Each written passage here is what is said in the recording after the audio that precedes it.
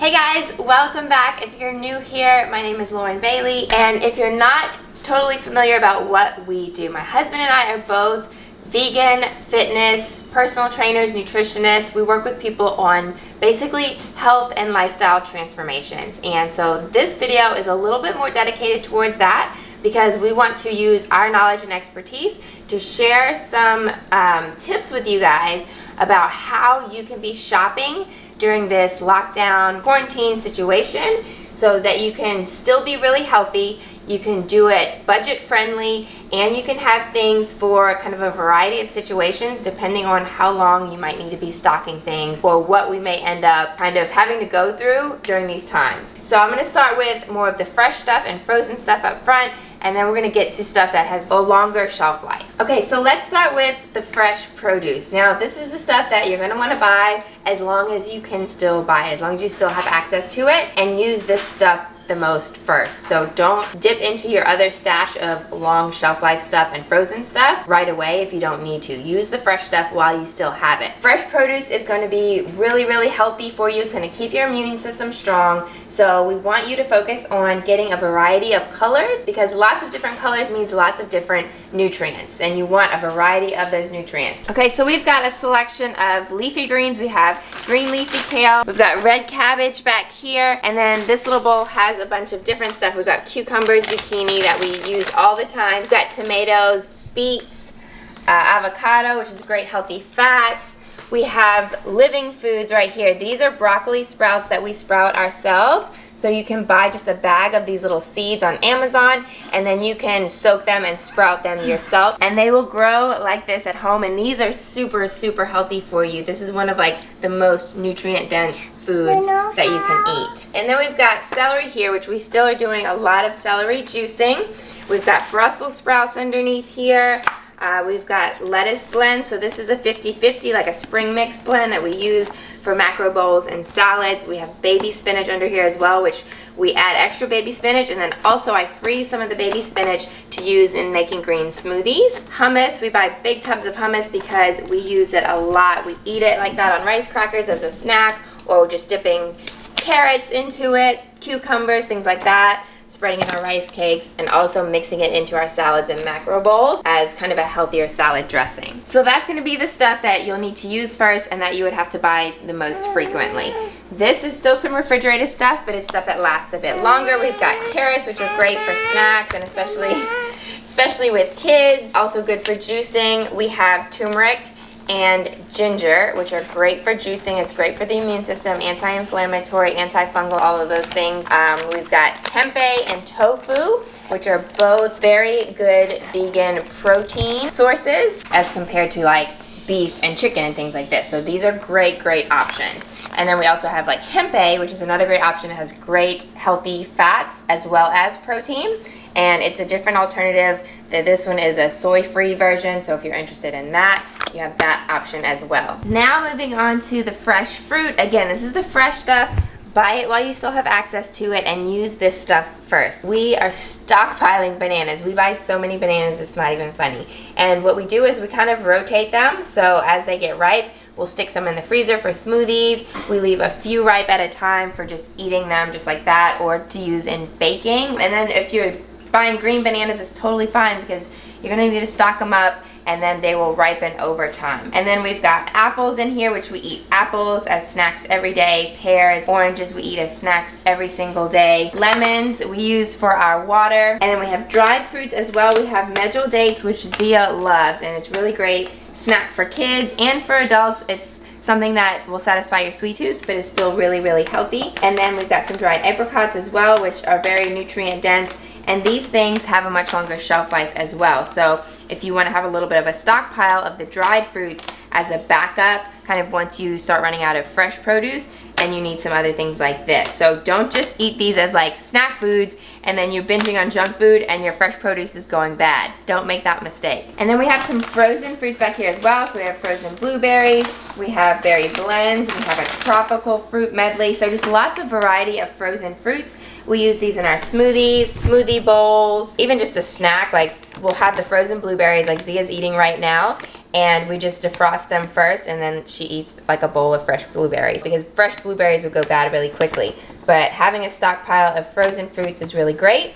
And then also having these dried fruits is a great backup. Like if your power goes out for any reason, if we have any kind of situation like that, then these things are going to have a limited life, but your dried fruits you'll still have available. And then we've got frozen vegetables as well. So this is another great backup to your fresh produce. So again, we're not really using our frozen stuff too much right now because we want to have this in case we don't get access to fresh produce again.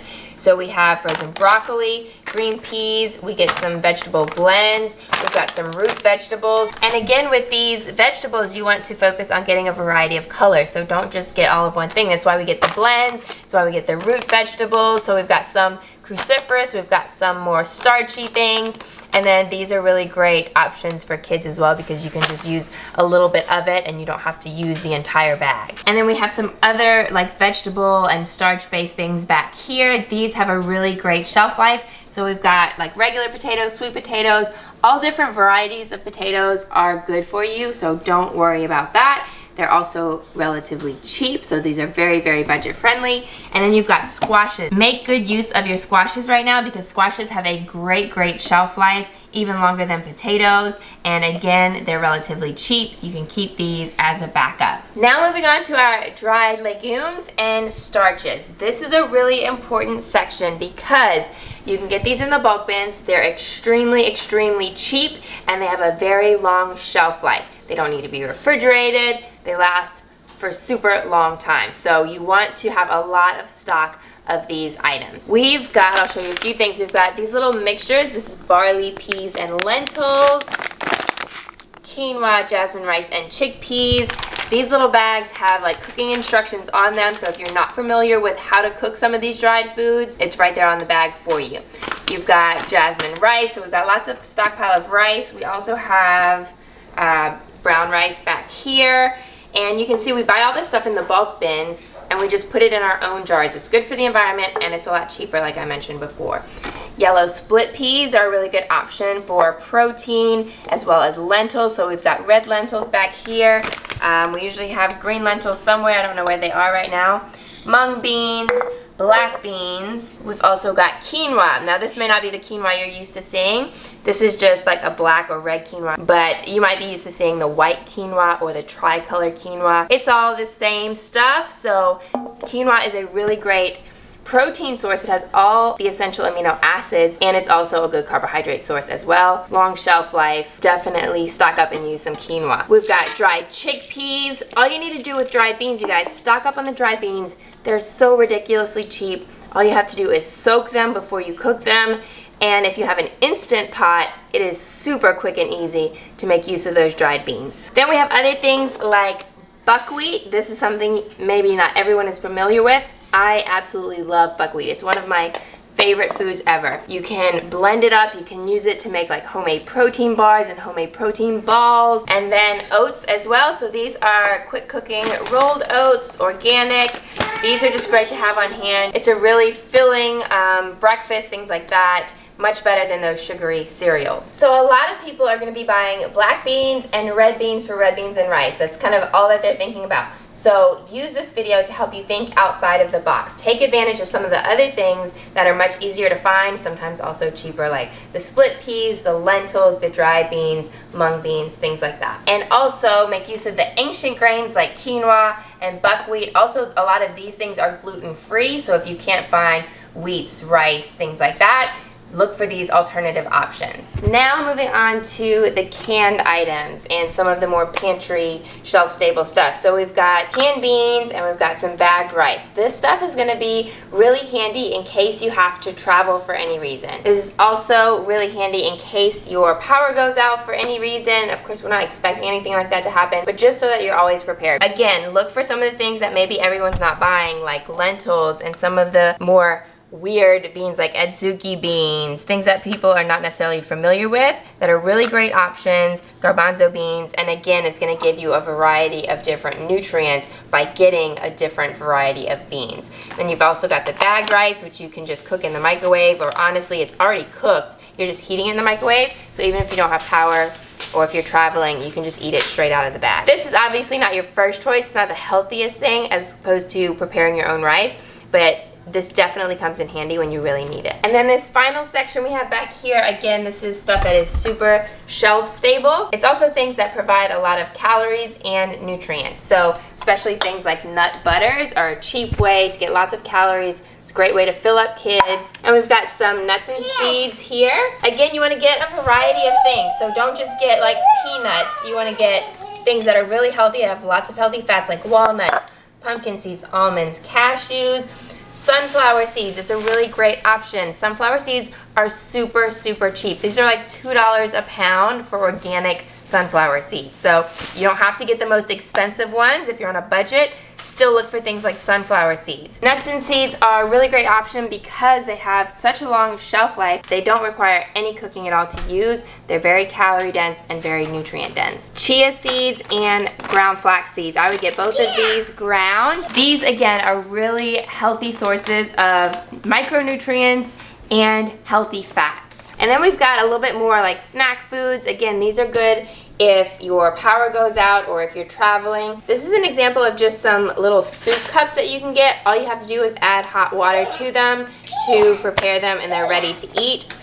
Rice crackers we love, especially like these little thin ones. Most of these are going to be gluten-free as well. And then we've got some flour options. So again, look for things that are unconventional that people are not always thinking about, because the most common things are going to be the hardest to find.